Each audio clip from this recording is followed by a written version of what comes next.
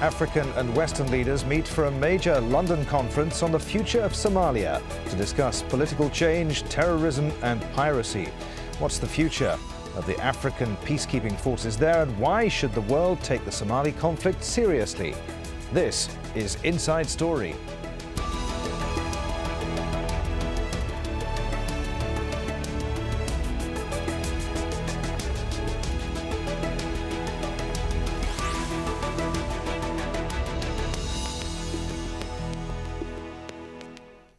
Hello, welcome to the programme. I'm Adrian Finnegan. A conference on Somalia took place in London on Thursday. Terrorism and piracy were at the forefront of the subjects discussed there.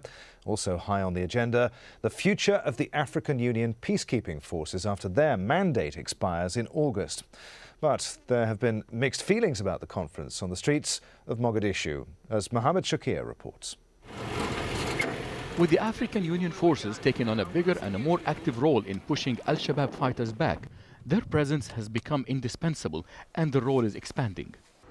However, their mandate ends in August, and the London conference is looking for alternative arrangements that can lead the country into peaceful transition. The conference is taking place amid calls by Somalis to favor a Somali solution to the long-standing crisis. On the streets of Mogadishu, there are suspicions, worries and pessimism about the London conference. Some think it will make no difference and will be another like the past dozen conferences which led to no significant change on the ground in the country. He who can't feed himself can't make decisions.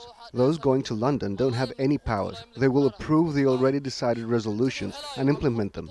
If you want the best interests of the Somali people, you need to start from within, finding Somali solutions.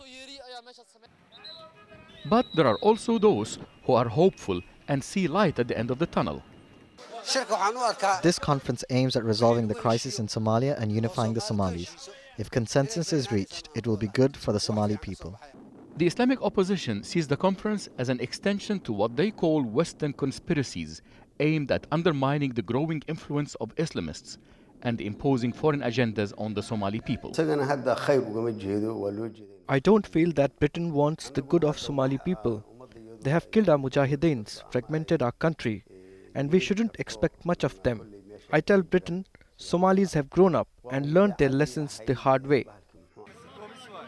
Regardless of the expectations of Somali citizens, the London conference remains limited in its scope to a possible consensus among the influential players on the ground: the African Union forces, the Somali government troops, and Al-Shabab Islamic fighters on a vision for the country's future. For 2 decades, conferences on Somalia have taken place in various cities around the world without any real solid progress. Could there be a magic solution in London, or has the threat of Al-Shabab become so obvious that no one can afford watching the situation there without doing something about it? Mohammed Shakir for Inside Story. Well, Somalia's President Sharif Ahmed kicked off the conference in London by welcoming the support of the international community. Ladies and gentlemen, who represent all countries in the world and international and regional organizations, all of you who have exerted every effort, every sincere effort, so that you could put an end to the suffering of the Somali people. We would like to say to all of them that we indeed appreciate this wonderful effort that you have exerted, this care, this humanitarian feeling, which has been so manifest in your people, intergovernmental organizations and non-governmental as far as the Somali question is concerned. And US Secretary of State Hillary Clinton told the conference that her government would invest millions of dollars towards improving the situation in Somalia. For decades, the world focused on what we could prevent from happening in Somalia: conflict, famine, terrorism. Now we are focused on what we can build. I think the opportunity is real, and now we have to work with the TFG as it transitions out of power to build a durable peace for the Somalia people and to support a government that delivers services and offers democracy and prosperity, uniting Somalia after so many years of division and chaos. So, why should the world take the Somali conflict seriously? To answer this question, we're joined by our guests today from Mogadishu, Hassan Sheikh Mahmoud. head of the Peace and Development Party, an independent Somali political party. From Oxford, David Anderson, Professor of African Politics at the University of Oxford and Fellow at St Cross College. And from London, George Saitoti, Kenyan Minister for Internal Security. Gentlemen, welcome to you all. Hassan Sheikh Mahmoud, we'll start with you in Mogadishu. Is today's conference just another expensive waste of time? Why should it succeed where 20-odd previous conferences on Somalia have failed? Yeah, I think, thank you very much, gentlemen, and I greet my friends within the program. I think the London conference is a sort of double sword. It has a negative aspects, it has positive aspects. It all depends on the amount of information we have, and we make our judgment on the information we have. It's very good because it brings the attention of the world back to Somalia, and it's very good. It's making it's a space for coordination among the international community, which has not been so in the past couple of years. So it has that positive aspects. But when we go back since the Prime Minister of UK has announced at that conference, there have been a number of documents that were circulating over and over, and some of them were not very good, stating that the Somali sovereignty and Somali state will be downgraded to authority, and whereby and some of them even go far and said some international or African ex-presidents will lead Somalia. So in this is a very, very serious question among the Somalis. And after 20 years of conflict, you know how sensitive the Somali society is. So with all this, now puts the London conference in a very difficult, and here in Somalia, people are very skeptical about the outcome, which is not very clear, which they don't know. But for us, we welcome on the focusing back the attention of the international community to Somalia and coordinating the diverse and opposing views and positions of the international community on Somalia for the past 2 decades. So I think it has these two aspects. It all depends. But here back in Mogadishu, in Somalia, people are very skeptical because of the history of the international community's position, and it is the 17th or 16th of conference that has been organized outside Somalia, and not the initiative come from Somalia and inside Somalia. So what difference will it add? That's a very legitimate question, and I think a lot is missing on this conference. All right. David Anderson in Oxford. Are Somalis right to be skeptical about this conference? Is it, as one commentator put it today, just an irrelevant talking shop? Well, you can understand why after 20 years people in Mogadishu may feel somewhat exasperated by the West now declaring that they're going to solve Somali's problems. I think that's the wrong way to look at it, though. I think we have to understand that this initiative was born or began to be born about 2 years ago when Al-Shabab launched attacks in Kampala. And I think that event awakened the whole region and the heads of governments in the region to the fact they had a problem that they really needed to deal with. Now, Britain's come forward and given it some focus and some shape, but I think the real difference here is that the members of IGAD, the regional group in East Africa, are now more committed than they've ever been to seeing some kind of solution. And if they can have the courage to empower Somali's own people to really be involved in the process, it might have a chance of success. But it's that issue that Somalis, I think, are skeptical about. Are they going to get the chance and the opportunity to really take a lead in defining their own future? Let's put the points you raised there, and one that Hassan Sheikh Mahmoud raised a few moments ago to Minister Saitoti in London. Somalia's neighbours, the countries of East Africa, more committed than ever to solving the problems of Somalia, but countries like Britain, Italy, Uganda, Ethiopia and Kenya, as Hassan Sheikh Mahmoud was saying, want to downgrade Somalia's sovereignty under the pretext that Somalia can't form a government until it's stable. Well, thank you very much indeed. Kenya does welcome these London International Conference on Somalia. And this is because this is the first time for over 20 years since Somali got into the difficulty it is currently experiencing, that such an important conference has been held. We do see this conference here as an important window of opportunity to explore ways in which at least stability can be brought to Somalia. It should also be recognized that over the last 20 years, Somalia has gone through a number of problems. There have been no institutions which are functional in the state of Somalia. And it is important that at this particular time, we are meeting at a time when the United Nations Security Council has already approved, the security measure to strengthen the current TFG government. We believe that this opportunity has not been there. It is an opportunity the Somali people will use it to be able to reclaim their own sovereignty.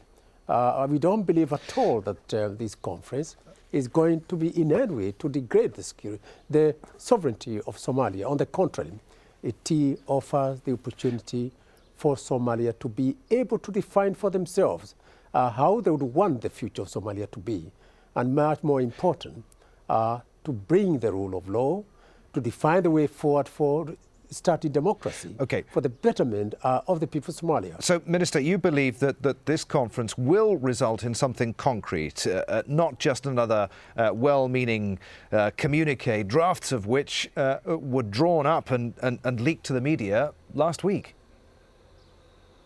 I would like to say that this is the first time that such a high-ranking conference has actually been held on Somalia. For a very long time, the international community has kind of treated the crisis in Somalia very lightly. But I find myself that what the British Prime Minister has done is to try to offer an opportunity for the world to see ways in which Somalia's crisis can be solved. We have not seen this attempt for a long time, because the last time that we saw a very big, strong intervention in Somalia was when the United States of America went there and left out.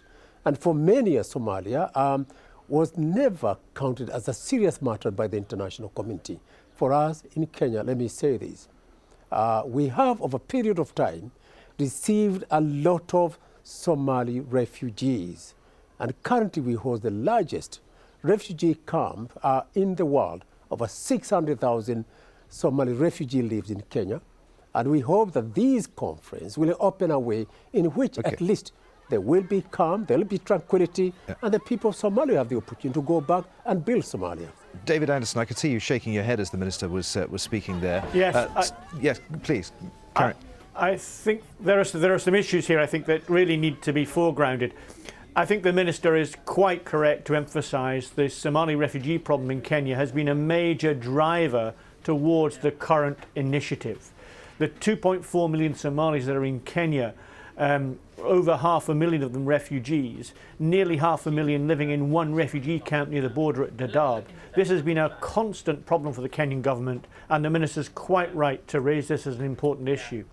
But looking beyond that, I wonder what Kenya really sees its future role as being in southern Somalia. The Kenyan army has gone in on the 16th of October in an invasion. It's hoping to push Al-Shabab out of the Jubaland area. It's hoping to take the port of Kismayo. But what will Kenya then do?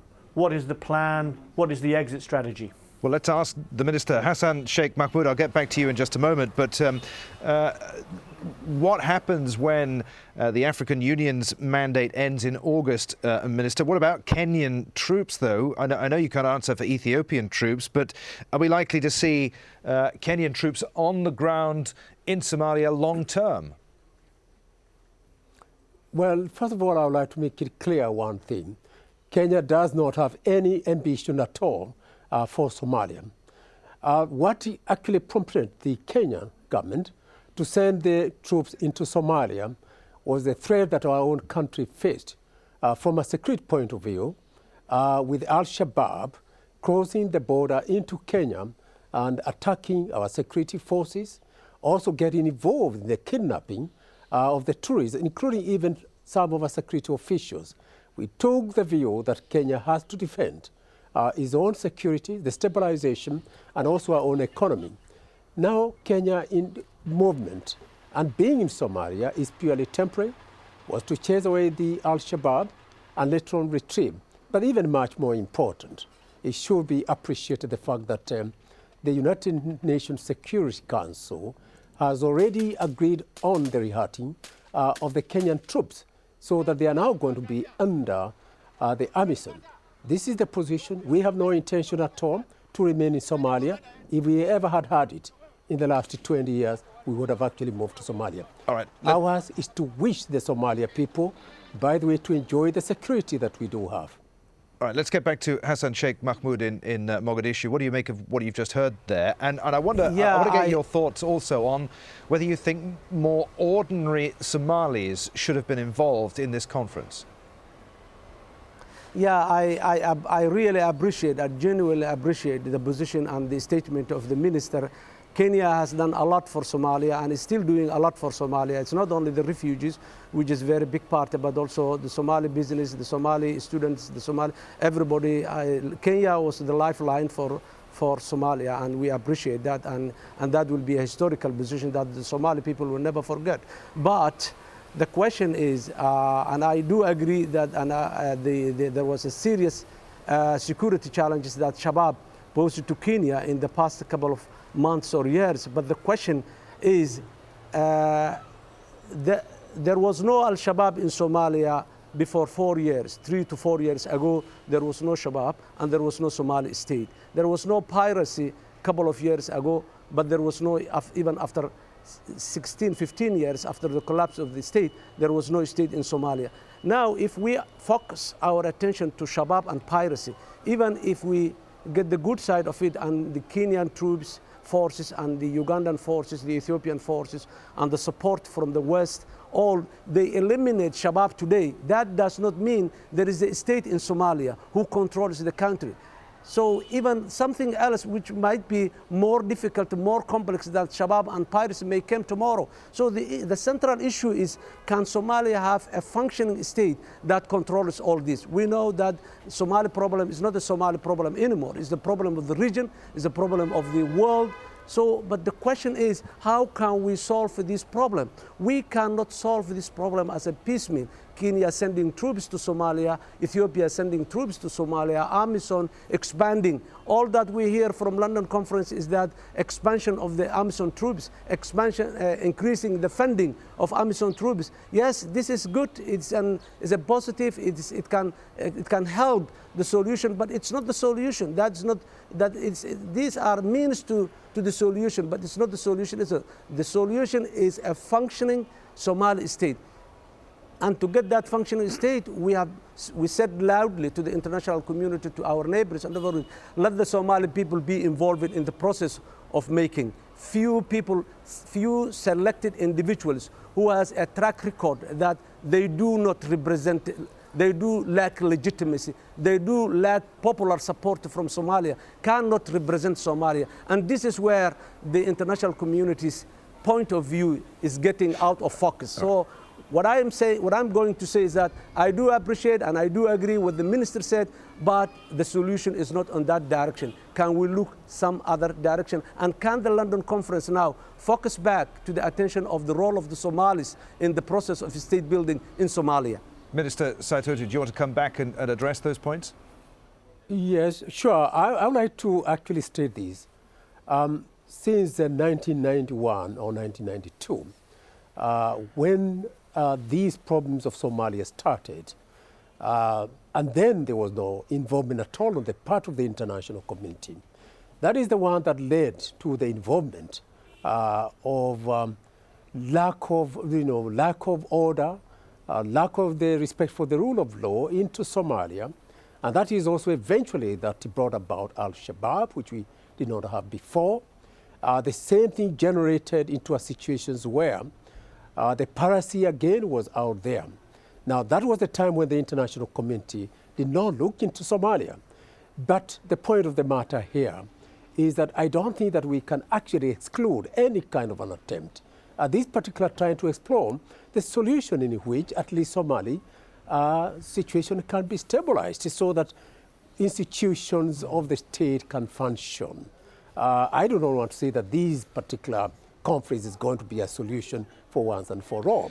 but at least should be seen as the beginning of trying to explore how the Somalia situation can be brought into a situation where at least the institution of state in Somalia can work, that there will be rule of law, that there will be opportunities for the Somali people, incidentally, to regain their sovereignty, to regain their own ordinary life, and so that the children of Somalia can study, and so that other social services can be provided to Somalia. The point of the matter is that the situation is extremely difficult, and Kenya would wish at least to see that our own neighboring country, our own brother in Somalia, are able to enjoy the life of stability that other countries in the region to enjoy. David Anderson, Somalia's Prime Minister, said that his country is at a crossroads and needs a massive injection of money. Somalia is at a very critical juncture in its history. He said we're moving from an era of warlordism, terrorism, extremism and piracy into an era of peace, stability and normalcy. What good, I put to you, is a pledge of more money? If that's what comes out of this conference, won't it just disappear into the pockets of the corrupt, just as it's done in the past? Well, what a very good question. The history of Somalia in the last 20 years has been of a series of injections of outside resources to try and move people towards a negotiated solution. Essentially, that money has been eaten by the people who've been given it. And I'm afraid there's become a kind of donor dependency locked into the process of negotiation in Somalia. And I worry a little that the next stage of this London process will be trying to get people to come to the table in Somalia to discuss the architecture of what changes can be made. And that to do that, the West will have to put money on the table. Now, that's worrying enough, and the modalities of that need to be thrashed out. But what about the inequalities between the various parts of Somalia as it now exists? Somaliland, for example, is presumably going to be part of this reconstituted new Somalia. But do the Somalilanders want that? And what will it take to get them to compromise? They've fought very hard politically to create what they've created. Are they now to be expected to go back and sit round the table with heads of militias and warlords and people who they would consider to be not politically credible in the way that they are, and negotiate some kind of compromise? Right. That's a very big ask to make of Somaliland. Yeah, let's put that point to Hassan Sheikh Mahmoud then. Could perhaps a model for peace and stability in the wider Somalia be Somaliland, which has achieved a remarkable level of stability and democracy since it broke away in 1991. I have to ask you to be brief, please, Hassan. Yeah, I totally agree with my colleague that Somaliland has done a lot of good things, and they shaped their future and the stability there, and I appreciate and I'm proud of that as a Somali, that some Somalis can do what the world thinks that Somalis cannot do, that they govern their own. That's good. But the question is, and the other thing is that after 20 years of state collapse and conflict and all this, we do not expect a good Somalia tomorrow or the day after tomorrow. What we are talking is that can we face the right direction where the good Somalia will be attained at the end. Now, the question of today, I don't see any reason why we involve Somaliland at this initial stage. We need to yes, I do agree with the professor who said that to whom Somaliland will negotiate with them. There was a union in 50 years ago, and that union has some problem with now, and we need to renegotiate the union and discuss about the matter. But the unity is very important. We cannot. We do not see any reason why we cannot be united when people of the. But my question is, let us put the fire on the south and the central regions off at the first, and then we will reach a stage where Somaliland and others can negotiate. This is the point where we have to focus on. Gentlemen, I'm afraid that's where we have to leave it. Very frustrating, but we are out of time. Thank you all. In Mogadishu, Hassan Sheikh Mahmoud. In Oxford, David Anderson. And in London, George Saitoti. And as always, thank you very much indeed for joining us on this edition of Inside Story. Send us your feedback. Just email your thoughts to us at insidestory@aljazeera.net. Thanks for watching. In Doha, I'm Adrian Finnegan. I'll see you again. Bye for now.